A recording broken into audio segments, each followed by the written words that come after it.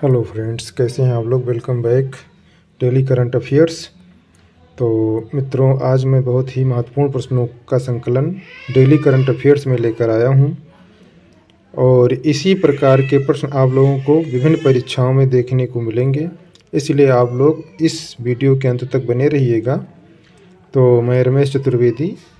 तो यदि मेरा चैनल सब्सक्राइब न किए हो तो सब्सक्राइब कर लें, बेल आइकन को प्रेस कर लें, जिससे आपको इसी प्रकार के महत्वपूर्ण प्रश्नों का संकलन प्राप्त होता रहे। तो चलते हैं आज के पहले प्रश्न पर। आज का पहला प्रश्न है, हाल ही में राष्ट्रीय गणित दिवस कब मनाया गया। ऑप्शन है 20 दिसंबर, 22 दिसंबर, 21 दिसंबर, इसमें से कोई नहीं। तो इसका ऑप्शन सही होगा नंबर बी, 22 दिसंबर। तो हाल ही में राष्ट्रीय गणित दिवस 22 दिसंबर को मनाया गया है। तो दिसंबर से संबंधित अन्य तथ्य भी हैं, देख लेते हैं। 1 दिसंबर को विश्व एड्स दिवस बीएसएफ का 58वां स्थापना दिवस मनाया गया। 2 दिसंबर को राष्ट्रीय प्रदूषण नियंत्रण दिवस मनाया गया। विश्व कंप्यूटर साक्षरता दिवस मनाया गया। गुलामी के उन्मूलन के लिए अंतर्राष्ट्रीय दिवस मनाया गया। 3 दिसंबर को विकलांग व्यक्तियों का अंतर्राष्ट्रीय दिवस मनाया गया। 4 दिसंबर को भारतीय नौसेना दिवस मनाया गया। अंतर्राष्ट्रीय बैंक दिवस मनाया गया। 5 दिसंबर को विश्व मृदा दिवस मनाया गया। 6 दिसंबर को डॉक्टर भीमराव अम्बेडकर की 66वीं पुण्यतिथि मनाई गई। 7 दिसंबर को सशस्त्र सेना झंडा दिवस मनाया गया। 8 दिसंबर को सर्च चार्टर दिवस मनाया गया। फिर 9 दिसंबर को अंतर्राष्ट्रीय भ्रष्टाचार विरोधी दिवस मनाया गया। नरसंहार की रोकथाम और पीड़ितों के स्मरणोत्सव का अंतर्राष्ट्रीय दिवस मनाया गया। 10 दिसंबर को अंतर्राष्ट्रीय मानवाधिकार दिवस मनाया गया। 11 दिसंबर को अंतर्राष्ट्रीय पर्वत दिवस और यूनिसेफ दिवस मनाया गया। 12 दिसंबर को अंतर्राष्ट्रीय सार्वभौमिक स्वास्थ्य कवरेज दिवस मनाया गया।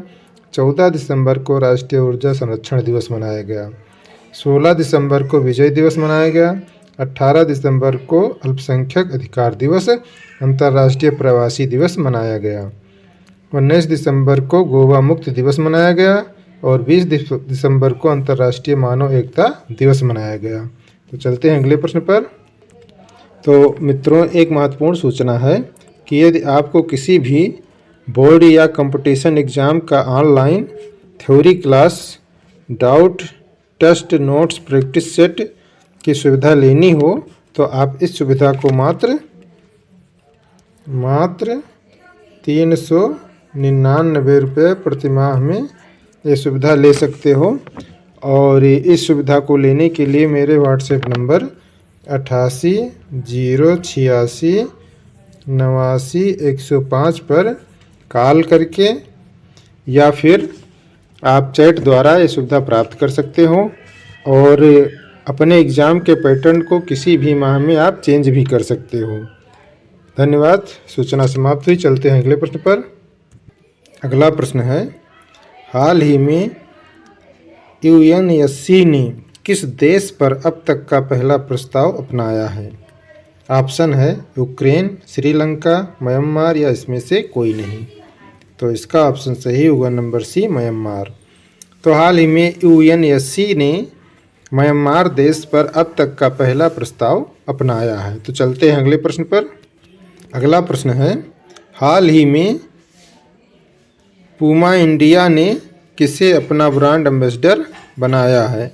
ऑप्शन है कृति सेनन, अनुष्का शर्मा, दीपिका पादुकोण या इसमें से कोई नहीं। तो इसका ऑप्शन सही होगा नंबर बी, अनुष्का शर्मा। तो हाल में पूमा इंडिया ने अनुष्का शर्मा को अपना ब्रांड एम्बेसडर बनाया है। तो अन्य तथ्य है, रियल सेकंड का ब्रांड एम्बेसडर कुलदीप यादव को नियुक्त किया गया है। नेवी टेक्नोलॉजीज ने एमएस धोनी को अपना ब्रांड एम्बेसडर बनाया है। स्केचर्स इंडिया ने कृति सेनन को अपना ब्रांड एम्बेसडर नियुक्त किया है। प्रमुख एडटेक कंपनी बायजूस ने लियोनल मेसी को एजुकेशनल एजुकेशन फॉर ऑल पहल का ग्लोबल एम्बेसडर नियुक्त किया है। फीफा 2022 में रणवीर सिंह को भारत का एम्बेसडर बनाया गया है। बोरोप्लस क्रीम का ब्रांड एम्बेसडर अक्षय कुमार को नियुक्त किया गया है। तो चलते हैं अगले प्रश्न पर। अगला प्रश्न है, हाल ही में शार्ली एकहर्ड का निधन हुआ है, वह कौन थी? ऑप्शन है लेखक, पत्रकार, गीतकार या इसमें से कोई नहीं। तो इसका ऑप्शन सही होगा नंबर सी, गीतकार। तो हाल ही में शार्ली एकहर्ड का निधन हुआ है, वह गीतकार थीं। तो चलते हैं अगले प्रश्न पर। अगला प्रश्न है, हाल ही में 2022 में फीफा विश्व रैंकिंग में कौन शीर्ष पर रहा है? ऑप्शन है फ्रांस, ब्राज़ील, अर्जेंटीना, इसमें से कोई नहीं। तो इसका ऑप्शन सही होगा नंबर बी, ब्राज़ील। तो हाल ही में 2022 में फीफा विश्व रैंकिंग में ब्राज़ील शीर्ष पर रहा है। चलते हैं अगले प्रश्न पर। अगला प्रश्न है, हाल ही में किस देश ने शांत सैनिकों के खिलाफ अपराधों के लिए जवाबदेही को बढ़ावा देने के लिए ग्रुप ऑफ फ्रेंड्स लॉन्च किया है? ऑप्शन है भारत, चीन, जापान, इसमें से कोई नहीं। तो इसका ऑप्शन सही होगा नंबर ए, भारत। तो हाल ही में भारत देश ने शांत सैनिकों के खिलाफ अपराधों के लिए जवाबदेही को बढ़ावा देने के लिए ग्रुप ऑफ फ्रेंड्स लॉन्च किया है। तो चलते हैं अगले प्रश्न पर। अगला प्रश्न है, हाल ही में स्मार्ट सिटी ऑफ नॉलेज के निर्माण के लिए किस राज्य सरकार ने ऑस्टिन यूनिवर्सिटी के साथ समझौता किया है? ऑप्शन है ओडिशा, उत्तराखंड, उत्तर प्रदेश या राजस्थान। तो इसका ऑप्शन सही होगा नंबर सी, उत्तर प्रदेश। तो हाल ही में स्मार्ट सिटी ऑफ नॉलेज के निर्माण के लिए उत्तर प्रदेश राज्य सरकार ने ऑस्टिन यूनिवर्सिटी के साथ समझौता किया है। तो उत्तर प्रदेश से संबंधित अन्य तथ्य भी देख लेते हैं। उत्तर प्रदेश सरकार ने रामायण और महाभारत सर्किट बनाने का निर्णय लिया है। 2023 खेलो इंडिया यूनिवर्सिटी गेम्स की मेजबानी उत्तर प्रदेश करेगा। उत्तर प्रदेश सरकार ने मथुरा वृंदावन को 2041 तक कार्बन न्यूट्रल टूरिस्ट डेस्टिनेशन बनाने की घोषणा की है। उत्तर प्रदेश के पहले डेटा सेंटर का उद्घाटन ग्रेटर नोएडा में किया गया है। उत्तर प्रदेश में स्थित रानीपुर देश का 53वां टाइगर रिजर्व बना है। केंद्र सरकार ने उत्तर प्रदेश में तराई हाथी रिजर्व को मंजूरी दी है। उत्तर प्रदेश सरकार ने पहली बार महिला पीएससी बटालियन के गठन की घोषणा की है। तो चलते हैं अगले प्रश्न पर। अगला प्रश्न है, हाल ही में भारत इंडोनेशिया निवेश और व्यापार मंच की बैठक कहाँ आयोजित की गई है? ऑप्शन है जकार्ता, पोर्ट ब्लेयर, नई दिल्ली, इसमें से कोई नहीं। तो इसका ऑप्शन सही होगा नंबर बी, पोर्ट ब्लेयर। तो हाल ही में भारत इंडोनेशिया निवेश और व्यापार मंच की बैठक पोर्ट ब्लेयर में आयोजित की गई है। तो चलते हैं अगले प्रश्न पर। अगला प्रश्न है, हाल ही में किस देश ने भारत की 16वीं फार्मेसी और फार्मा कंपनियों को ब्लैकलिस्ट किया है?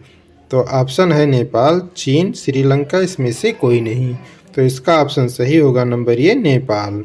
तो हाल ही में नेपाल देश ने भारत की 16 फार्मेसी और फार्मा कंपनियों को ब्लैक लिस्ट किया है। तो चलते हैं अगले प्रश्न पर। तो नेपाल से संबंधित कुछ अन्य तथ्य भी देख लेते हैं। सीईसी राजीव कुमार को नेपाल के चुनाव के लिए अंतर्राष्ट्रीय पर्यवेक्षक के रूप में आमंत्रित किया गया है। क्रिकेटर मनोज प्रभाकर को नेपाल क्रिकेटर टीम का मुख्य कोच नियुक्त किया गया है। भारत और नेपाल के बीच भारत गौरव पर्यटक ट्रेन को हरी झंडी दिखाई गई है। सार्क का मुख्यालय काठमांडू में है। तो चलते हैं अगले प्रश्न पर। अगला प्रश्न है, हाल ही में अमेरिका किस देश को अपनी प्रमुख पेट्रियट मिसाइल रक्षा प्रणाली प्रदान करेगा? ऑप्शन है ईरान, यूक्रेन, पाकिस्तान या इसमें से कोई नहीं। तो इसका ऑप्शन सही होगा यूक्रेन। तो हाल ही में अमेरिका यूक्रेन देश को अपनी प्रमुख पेट्रियट मिसाइल रक्षा प्रणाली प्रदान करेगा। तो चलते हैं अगले प्रश्न पर। अगला प्रश्न है, हाल ही में किस राज्य का मोढेरा सूर्य मंदिर यूनेस्को की अस्थायी सूची में शामिल हुआ है? ऑप्शन है असम, आंध्र प्रदेश, गुजरात या इसमें से कोई नहीं। तो इसका ऑप्शन सही होगा नंबर सी, गुजरात। तो हाल ही में गुजरात राज्य का मोढेरा सूर्य मंदिर यूनेस्को की अस्थायी सूची में शामिल हुआ है। तो गुजरात से संबंधित अन्य तथ्य भी देख लेते हैं। गुजरात विधानसभा ने अनाधिकृत विकास नियमितीकरण विधेयक पारित किया है। अडानी न्यू इंडस्ट्रीज ने मुद्रा गुजरात में भारत का सबसे बड़ा पवन टरबाइन स्थापित किया है। गुजरात में विश्व का सबसे बड़ा पांडुलिपि ग्रंथालय बनाया जा रहा है। जल जीवन मिशन के तहत 100% घरेलू नल कनेक्शन वाला राज्य गुजरात बना है। तो चलते हैं अगले प्रश्न पर। अगला प्रश्न है, हाल ही में 36वीं एशियाई कुश्ती चैंपियनशिप 2023 की मेज़बानी कौन करेगा? ऑप्शन है मुंबई, नई दिल्ली, कोलकाता या इसमें से कोई नहीं। तो इसका ऑप्शन सही होगा नंबर बी, नई दिल्ली। तो हाल ही में 36वीं एशियाई कुश्ती चैंपियनशिप 2023 की मेज़बानी नई दिल्ली करेगा।